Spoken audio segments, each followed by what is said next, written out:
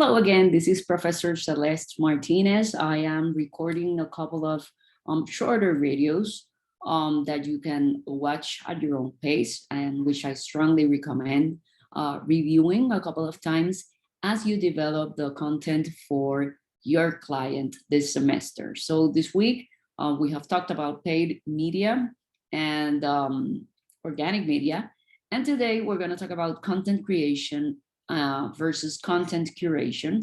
Remember, this is a content class, so you should have a good idea of all the possibilities that you have to develop and publish content according to the strategies and the tactics you developed in the course with Professor Powers before this one. So what is content creation? Well, it's as simple as that. It's the content created and sharing content from scratch. I mean, it's as straightforward as it sounds. So is when a company or when you as a person, you create content and you share, in this case on social media. So if you remember that post with the tuna fish that I shared in the other video, that is an example of content creation. The brand, in this case, or a restaurant, they took the photo, they did the caption, and they published it, and it's their own, okay? And content curation, on the other hand, is when you gather and publish content developed and shared by others. And we're gonna see some examples. There is it is a good strategy to combine both. You know why? Because content creation most of the time is you, talking about your brand, and there's so much noise on social media, and people get a little bit tired of the pushy sales messages. And then we're going to see the benefits of combining that strategy with content curation to gain the attention of the audience of social media, which is essentially what we want to do. Okay, so here's an example from the Chronicle of Higher Education. This is an example from Facebook where or in which they share a piece of content that they created and they posted in the website. So what they're doing is using Facebook as a vehicle for people to click on that post and read it on their website. So there's like two benefits there. It doesn't stay static on Facebook. They take users to the website, and then hopefully they will navigate on that website other than reading the article. So one of the benefits of content creation is that it allows you to position your organization as a thought leader through your unique insights, analysis, perspective, in this case, through a blog post. So usually they share this type of content that in general terms, if it's related to higher education. Created content is also better for driving conversions and traffic to the website. So say that there is a call to action that says, click on this post to read. And then when you reach that website, sometimes you have to put your email address so you can access that. So when you put your email or share your email address, that is an example of a conversion.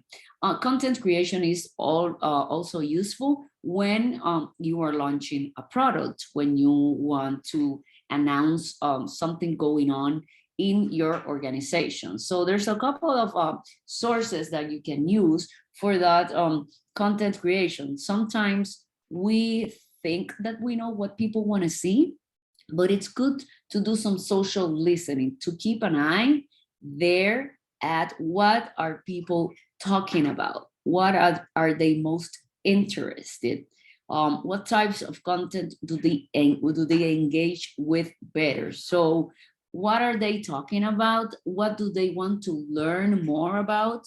When you take a look at the comments on some of the posts, you can get content creations ideas from there.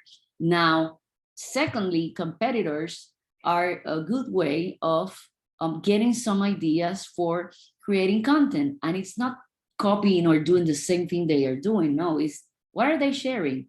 What are their audiences engaging with most? What topics do they talk about? So if you have a similar product, your customers are probably also interested in those topics that your competition is sharing, okay? And finally, this is something that I think is very applicable to all of us on social media. We need to take time to read the content and the daily digest that we receive through emails or through apps. Take, for example, if you're a social media manager or if you're a social media educator, and I see that a company like HubSpot sends every day an email message or ad age or any other source of content, and I see an article that I think that is a topic that people may want to know about. Maybe I want to put together something about that and create something related to that particular topic. So keep an eye on the competition, keep an eye on what is happening, on what people are talking about in the industry, and that may be a good way for you to create content. Now, curated content, on the other hand, is when you share content from other trusted sources. And curated content provides your audience with multiple viewpoints other than your own, and it kind of helps you balance between promotional, self-promotional, and the content you're sharing. So as I said, when you curate content, people like it because you're not talking about yourself.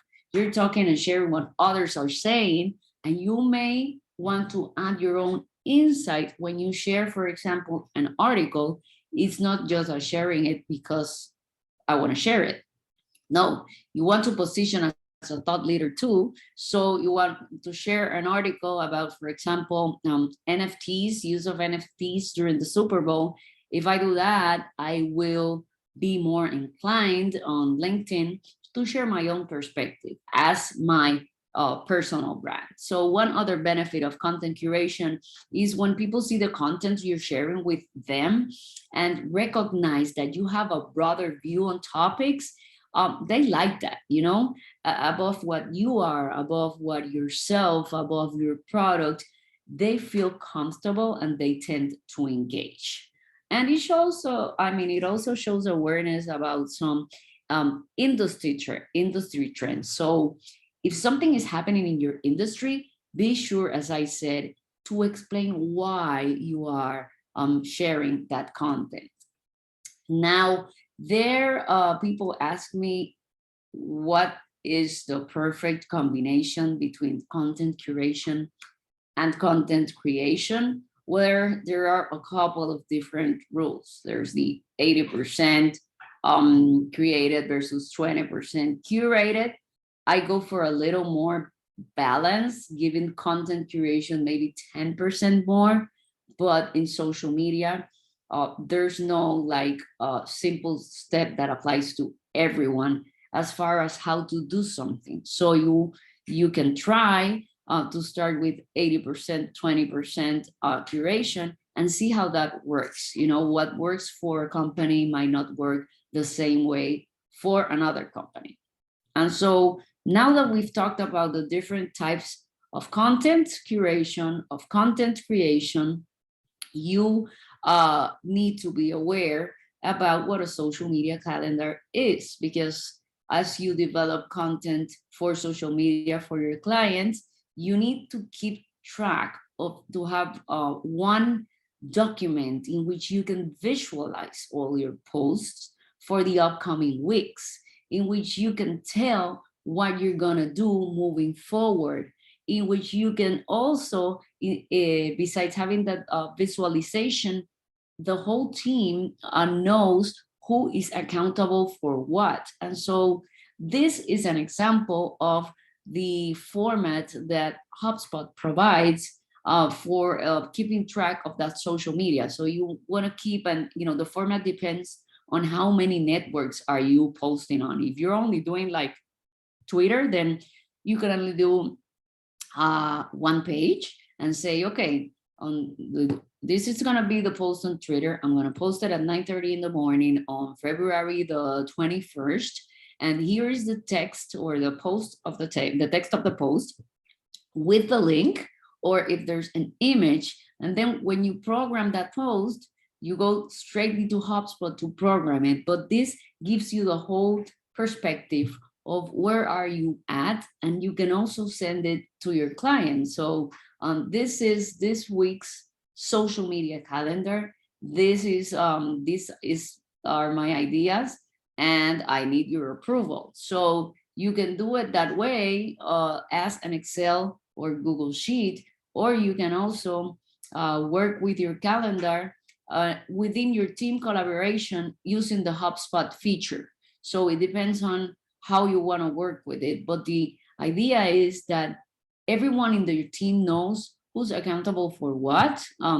If something has been done, then you can put a check mark so everyone can move ahead with the plan. So I think the social media calendar is it's an important part of your day-to-day work in an ad agency, in our agency, and you need to be thinking about, now that you have probably you're working on your content ideas, or after you have established which platforms you're going to use, then you can start having an idea or visualizing this in a document like this one. So I'm going to share with you a template from HubSpot. We're going to use be using HubSpot this semester, hopefully, and then you can adapt it to your client or to the way you see things. I mean, there's no one size fits all for the calendars. So that's it for now. I'll see you in the next video.